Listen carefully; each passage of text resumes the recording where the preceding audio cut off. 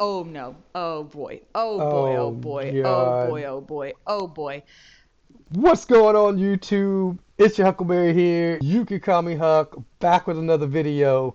So in this video, we're going to be watching another YouTuber I'm not familiar with. This is my first time watching her. She got a video here talking about queer Muslims vacationing in Gaza and their vacation getting cut short. This YouTuber's name is Meira K. So let's get into this and see what Meira's got to say and listen to her perspective on things. All right, let's get it. I cannot think of a quicker IQ test than asking somebody if they think that queers and Islam are aligned.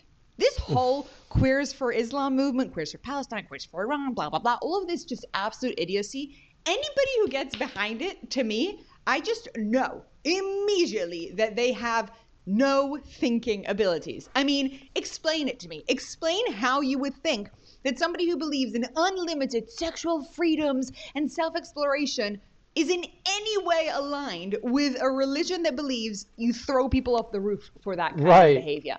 It's Like, so just rational. break that logic down to me. Well, it turns out that there are a whole bunch of Islamists who are also a little bit confused by this. It's just Queers who tedious. have converted to Islam, who don't understand why they're not madly accepted with warm arms, etc., etc. And today we're going to review that content because I think every now and then we need a reminder of how unbelievably stupid the people that we are dealing with are. They're not educated, guys. They're not educated. And when they get their education, when they go to college, it's all like distorted, agenda driven perspective. And they just don't understand the real world.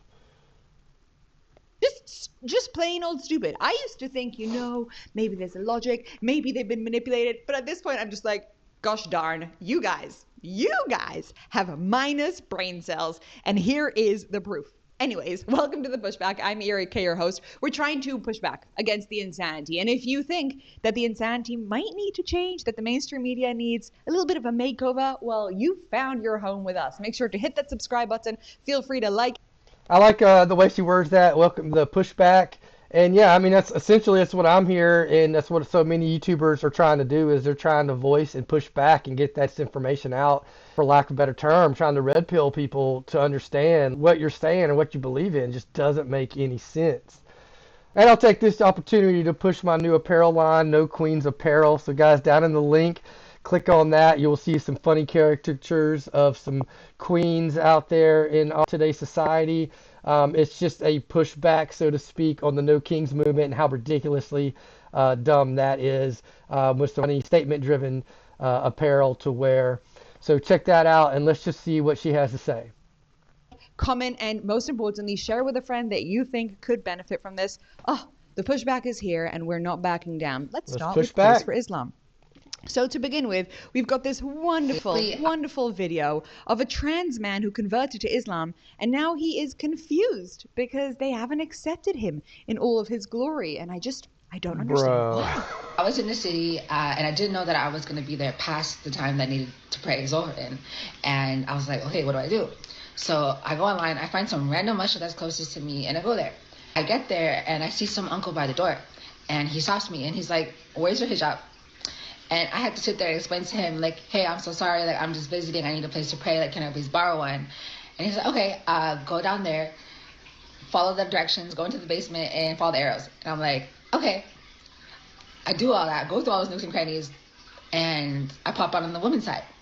I just think it's so crazy that as a transgender Muslim woman, I open TikTok every day to notifications saying, how dare you wear the hijab, take it off. Okay, I did. Go pray on the men's side. I can't even enter the masjid without a hijab on. It is so crazy to me. It is so crazy to me how out of touch transphobia is from reality. And those very same people will turn around and tell me that I am out of touch from reality. I was in the city and I didn't know I that don't know. What?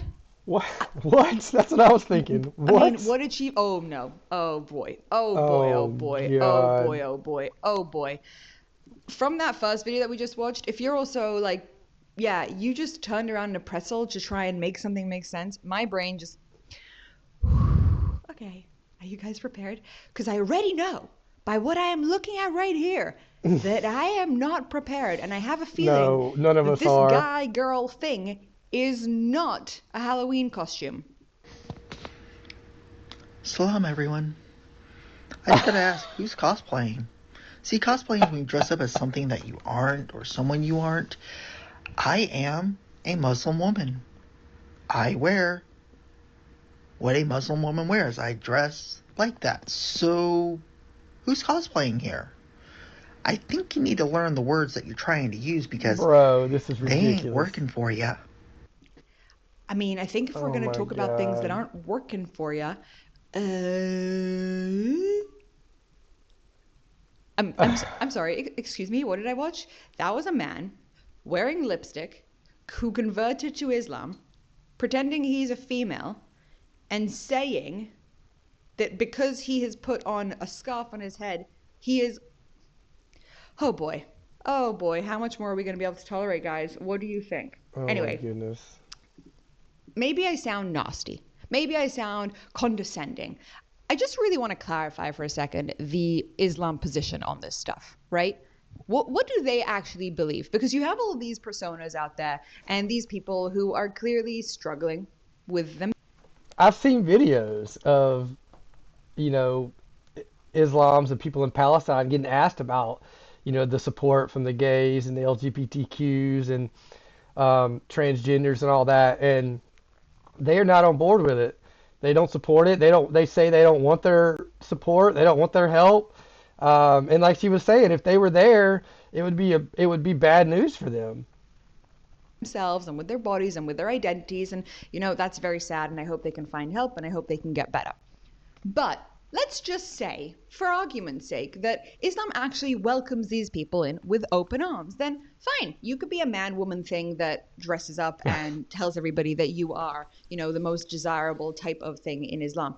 However, I have a sneaking suspicion that actually Islam doesn't feel that way. Let's see what they have to say. Okay, we're going to read that as she says it because I think that nobody understands her language, and so let's just read it over. To ensure the use of consistent terminology and to avoid any normalization in speech or writing, it is urged that the term LGBT no longer be used, and starting today, the term should be referred to as deviant culture. Deviant culture is the same thing as LGBT from their perspective. Right. I just want everybody to have heard that was the exact statement made. The minister today urged the public to use the term deviant culture when referring to the LGBT lifestyle to curb its normalization and help reduce related content on social media. Marhama Rosli said using terms like deviant culture could also prevent the indirect promotion of the LGBT lifestyle, Bernama reported. She was quoted as saying that referencing the term LGBT more often on social media leads to more related content appearing, and that this may unintentionally promote deviant culture. Marhama, the Deputy Religious Affairs Minister, was responding in the Dewan Negara today to Senator Hussein Ismail, who had asked how the government was monitoring closed-door events containing deviant elements, citing the example of glamping with pride.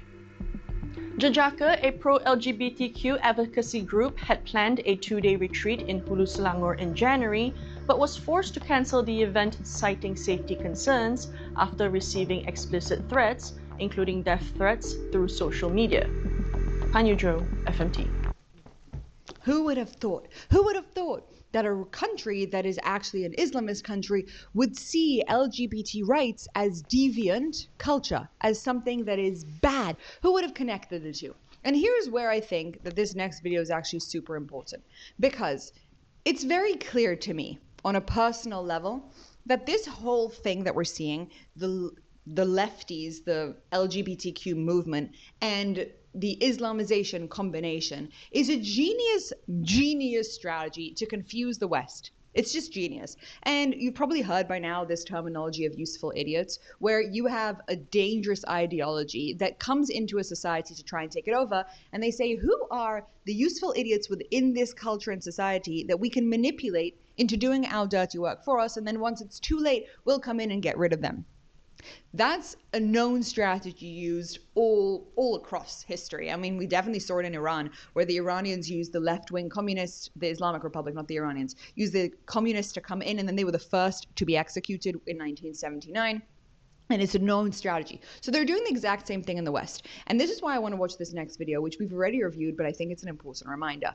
They are trying to manipulate, and when I say they, I mean the Islamists. They are trying to manipulate people who are unfortunately not all mentally well, or who don't really know anything about what they actually believe and stand for, to fight for their ideologies, just so that these ideologies can permeate into the West. And so they look for people who don't really understand much about anything, and they go after them specifically. Oh, there's a rocket.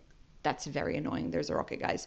They go after these people specifically, and then hope that they will do the work for them. And that's how we have things like Queers for Palestine, or people not supporting the Islamic Republic, even though the downfall of the Islamic Republic, even though they claim to be feminists. They've manipulated people to no end, and this video is an amazing example of this, and honestly a heartbreaking example as well. Which other place in the Middle East do you think that as a queer person you would have complete and utter liberation? Lebanon, Syria, Yemen. Pretty much a lot of the Middle East. So you can go to gay pride there. Also, yeah, no, we can't go to gay pride there because in the Middle East it is illegal to be gay there. Queers for Palestine. Let's talk. Hi, how are you? Nice to meet you. Do you know anything about Queers for Palestine? A lot more than you think. By the way, Bellamy, the girl in pink, she is a trans activist. It makes a lot of sense. I don't really with what Israel's doing right now. And Israel has always been, to me, in my opinion, a terrorist state.